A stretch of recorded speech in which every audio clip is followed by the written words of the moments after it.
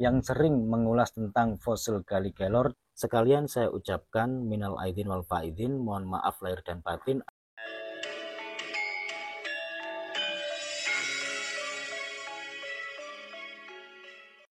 Assalamualaikum warahmatullahi wabarakatuh. Di kesempatan siang hari ini saya kembali mengulas tentang fosil Gali Kelor, khususnya buat sahabat-sahabat subscriber yang masih pemula, untuk mengetahui sedikit lebih luas, sedikit lebih dalam mengenai fosil Gali Kelor bertuah yang selama ini saya sering membuatnya di konten-konten saya sebelumnya atau di video-video saya sebelumnya, yang sering mengulas tentang fosil Gali Kelor dari jenis fosil Gali Kelor Jumat Kliwon dan juga fosil Gali Kelor Suro. Namun kali ini yang saya tunjukkan adalah jenis fosil Gali Kelor Suro.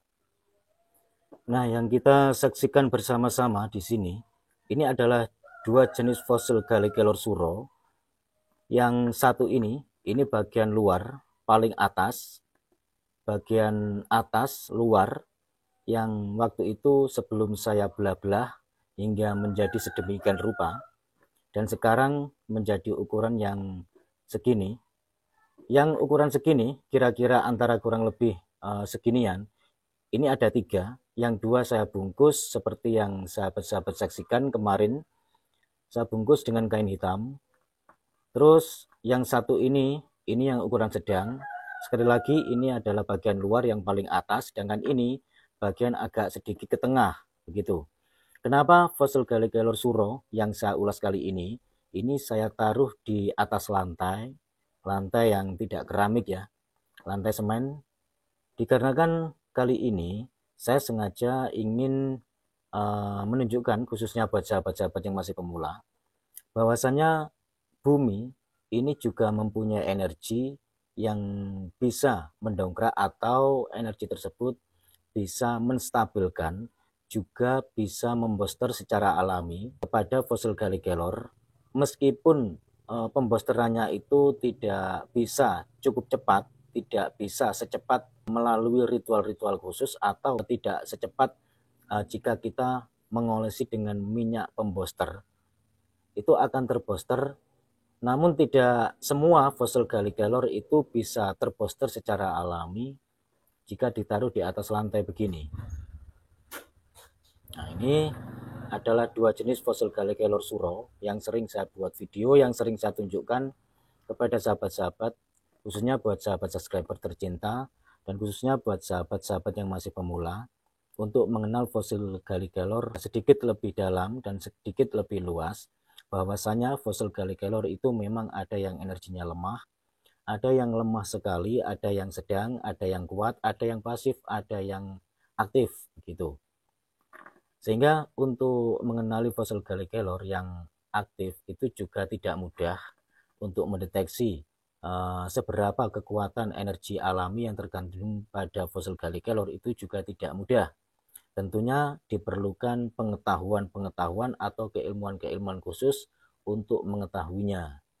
Dan itu bisa dipelajari, apalagi yang mempelajari itu yang mempunyai bakat terpendam akan lebih cepat lagi.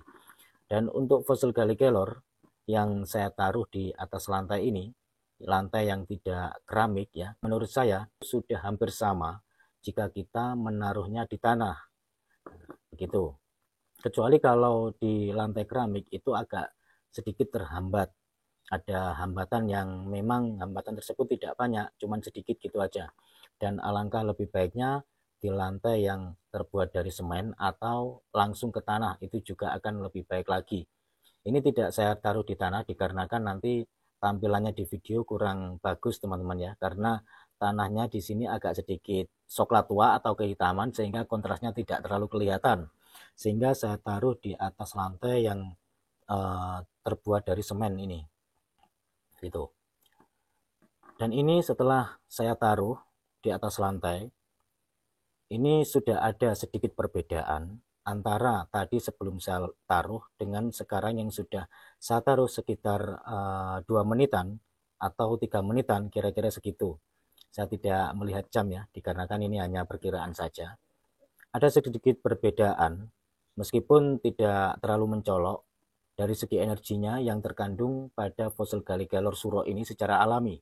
Sedangkan untuk jenis fosil Gallic Kelor, jikalau fosil Gallic Kelor tersebut itu mempunyai dasar kualitas yang lumayan bagus, itu juga akan cepat sedikit terdongkrak atau terbooster secara alami jika ditaruh di atas bumi atau di atas tanah begitu.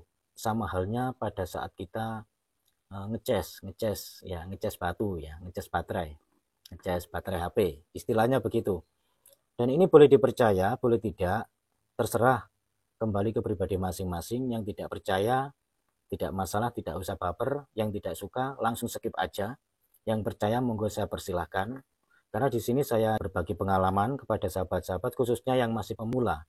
Untuk yang senior mungkin ini kurang bermanfaat atau kurang ada manfaatnya yang sekiranya lebih dalam lagi, dikarenakan menurut pandangan senior ini mungkin sudah menjadi hal yang biasa. Tapi kalau untuk pandangan yang masih pemula ini perlu, dikarenakan ini adalah masukan khususnya buat sahabat-sahabat yang masih pemula yang belum pernah mengetahui sedikit lebih detail tentang fosil Gallic Kelor. Jikalau disimpan itu bagaimana, menyimpannya di mana, terus bagaimana kalau dikembalikan ke popularitas aslinya, yaitu di bumi. Ya.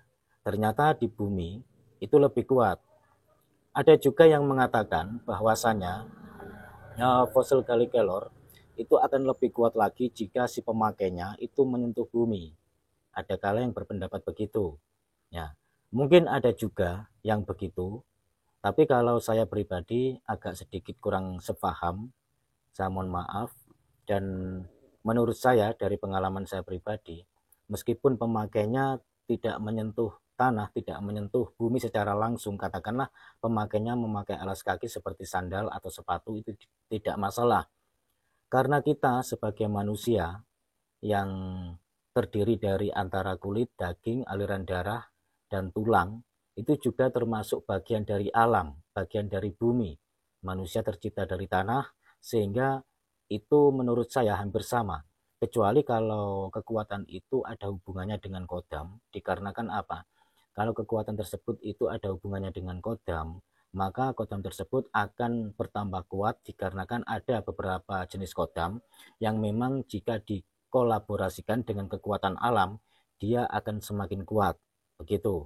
Namun di sini saya tidak bisa menjelaskan tentang perkodaman secara detail, dan di sini saya mengulasnya dari segi yang alami. Gitu teman-teman ya. Ya teman-teman, pada perjumpaan kali ini cukup sampai di sini dulu.